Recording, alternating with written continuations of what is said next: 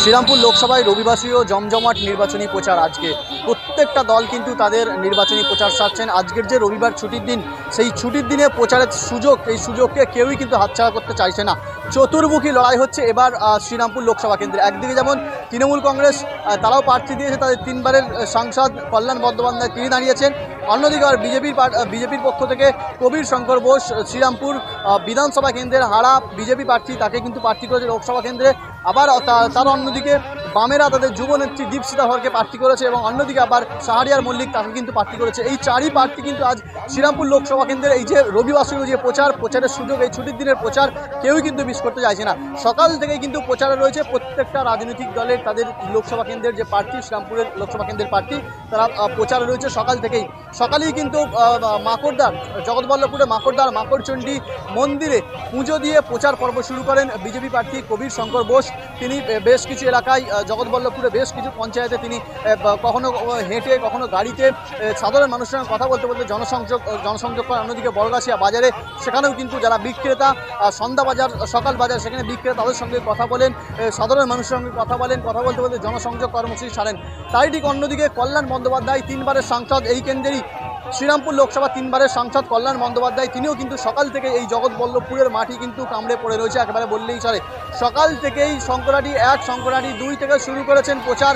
কখনো হুটকোলা গাড়িতে, কখনো আবার রাস্তায় নেমে সাধারণ মানুষের সঙ্গে পথ চলতে তিনি কিন্তু জনসংযোগ প্রচার সারছেন।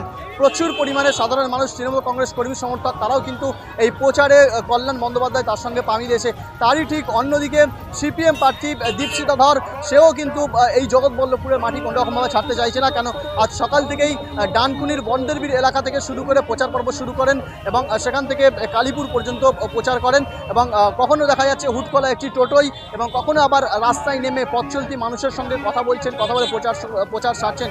আবার আইএসএফ প্রার্থী তিনিও কিন্তু প্রচারে পিছিয়ে নেই। অর্থাৎ এক কথাই বললেই চলে, এই যে রবিবাসীরও জমজমাট প্রচার, নির্বাচনী প্রচার, সেই নির্বাচনী প্রচার ছুটির দিনের নির্বাচনী প্রচার হাতছাড়া কেউ করতে চাইছে না। সকাল থেকে একেবারে জমজমাট রবিবাসীরও প্রচার জগৎবল্লভপুরের বিধানসভা তথা শ্রীরামপুর লোকসভা কেন্দ্রে।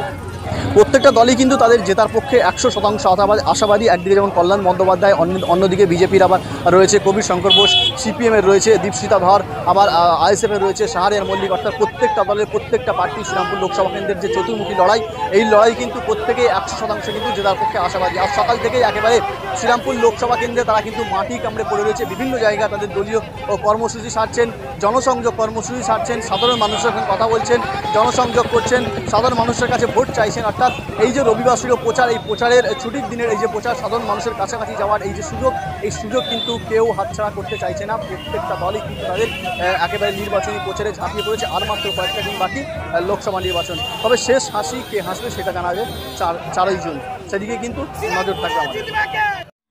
আল তামার রেস্টুরেন্ট এবার নিবড়াই সম্পূর্ণ শীততাপ নিয়ন্ত্রিত অত্যাধুনিক সুসজ্জিত রেস্টুরেন্ট। এখানে থাকছে আরাবিয়ান মান্ডিতে বসে লাঞ্চ এবং ডিনারের সুযোগ। বিভিন্ন ধরনের খাবারের পসরা নিয়ে হাজির আল তামার রেস্টুরেন্ট। যে কোনো অনুষ্ঠানের জন্য বুক করতে পারেন, থাকছে কনফারেন্সের সুবিধা। আমাদের ঠিকানা নিবড়া হারুন মার্কেট, ডোমজুর। যোগাযোগ করুন 9123608838। আরাবিয়ান মান্ডির স্বাদ গ্রহণ করতে হলে আপনাকে আসতেই হবে আমাদের রেস্টুরেন্টে। তাহলে আর দেরি কেন, আজই আসুন আল তামার রেস্টুরেন্টে।